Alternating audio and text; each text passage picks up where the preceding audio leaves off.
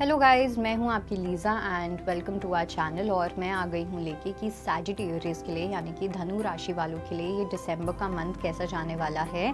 सो आइए स्टार्ट करते हैं। सो हम आपका थीम देखेंगे love life and then we will look at your career. So let's pull all the cards and then we will begin the reading. Let's see कि सैज के लिए क्या मैसेजेस हैं या क्या थीम होगा।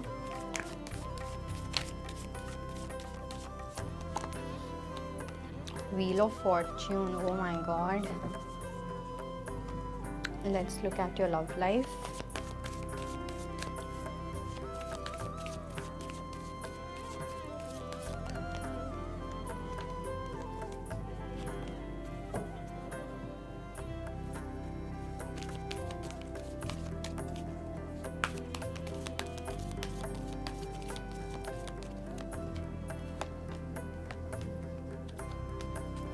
Okay, so coming to the theme. अब थीम में मुझे ऐसा लगता है कुछ ऐसा पर्टिकुलर थीम नहीं होगा कि जैसे एक होता है ना कि कभी कभी हमारी लव लाइफ ज़्यादा डोमिनेंट होती है, कभी कभी करियर ज़्यादा डोमिनेंट होता है।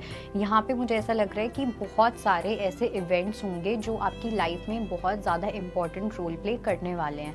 ओके, अब उसमें से कुछ आपकी लव लाइफ से रिलेटेड भी हैं, कुछ आपकी पर्सनल ग्रोथ से हैं, कुछ आपके फ्रेंड सर्कल से हैं, कुछ आपके करियर से रिलेटेड हैं, कुछ आपकी फैमिली से रिलेटेड है। सो हर चीज़ में, हर लाइफ के हर एस्पेक्ट में कहीं ना कहीं मुझे ऐसा लगता है कि आपको कोई ना कोई लेसन मिलने वाला है। And in fact I would say कि December is going to be the month जहाँ पे आपको रियलिटी चेक कूट कूट के मिलने वाला है। ओके, पहली चीज़ तो ये कि जो भी आपको रियलिटी चेक मिलेगा, कुछ ऐसी चीज़ें हो सकती हैं जहाँ पे आप जल्दबाजी में आपको कोई डिसीजन लेना पड़े या आप कोई स्पॉन्टेनियसली कोई डिसीजन ले लो और वो डिसीजन आपके लिए गलत साबित हो जाए लॉन्ग रन में।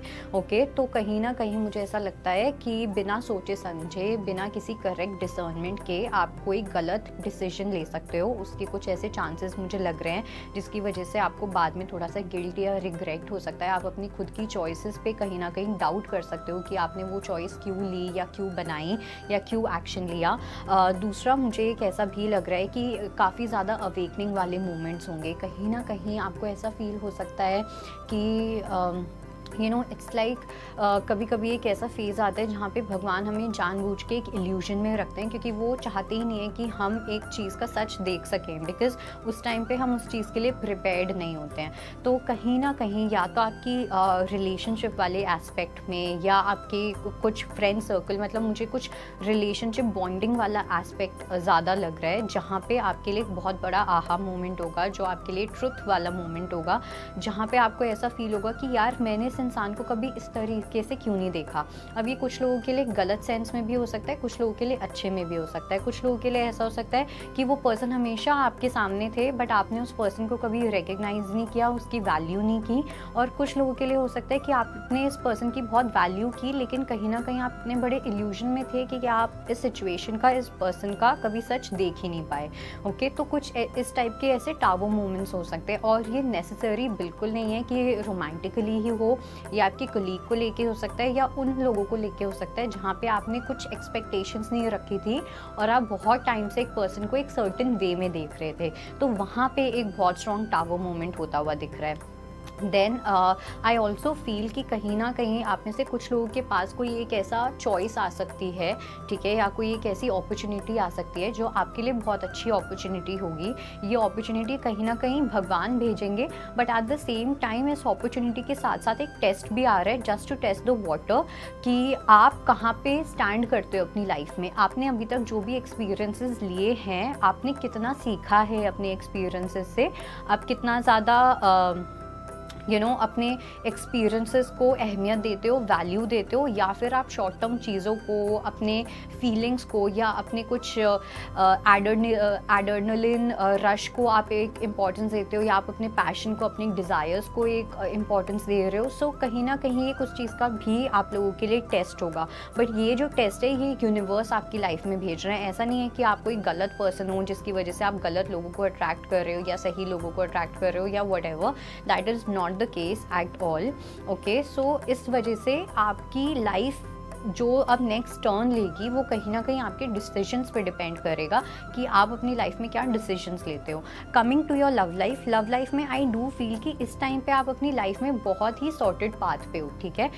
हो सकता है कि जो भी ये वीडियो देखें आप में से काफ़ी लोग सिंगल भी हो सकते हो, या आप अगर नो कॉन्टैक्ट जोन में भी हो तब भी आप अपनी पीस को कहीं ना कहीं प्रायोरिटाइज कर रहे हो, आप अपने ऊपर उतना सेल्फ वर्क कर रहे हो, अपने ऊपर इतना ध्यान लगा रहे हो कि आपके अंदर एक वो एनर्जी है ही नहीं कि आप किसी टाइप के डिस्ट्रक्टिव एनवायरनमेंट में हो। कहीं ना कहीं एक टेम्पल पाथ वाली एनर्जी दिख रही है, बट उसके साथ साथ मुझे ये भी लग रहा है कि आपकी लव लाइफ में एक अच्छा टर्न आता हुआ दिख रहा है, एक पॉजिटिव टर्न आएगा जहाँ पे आप किसी पर्सन के साथ एक अपनी जर्नी स्टार्ट कर सकते हो। एक न्यू बिगनिंग वाली एनर्जी मुझे दिख रही है, ब्यूटीफुल लव लाइफ की एक एनर्जी दिख रही है जहाँ पे काफ़ी हैप्पीनेस हो सकती है, पॉजिटिविटी हो सकती है, but at the same time confusion भी उतना ही ज़्यादा है। ओके, कन्फ्यूजन किस बात का है कि अगर मैं इस पर्सन को चूज़ करती हूँ तो ऐसा ऐसा होगा, बट व्हाट इफ़ मेरी लाइफ में कोई इससे भी बेटर पर्सन आ जाए, तो बहुत ज़्यादा एक कन्फ्यूजन रहेगा टू अंडरस्टैंड कि हमें अपनी लाइफ में रुकना कहाँ है, ठीक है। क्या ये सही टाइम है एक कमिटमेंट में जाने का, क्या ये सही टाइम है अपनी लाइफ में एक फुल स्टॉप लगाने का कि हाँ यही एक पर्सन है जिसके साथ मैं अपनी लाइफ स्पेंड करना चाहूँगी या चाहूँगा। सो इस टाइप के कुछ ऐसे कन्फ्यूजन वाली स्टेट या डिलेमा वाली स्टेट हो सकती है।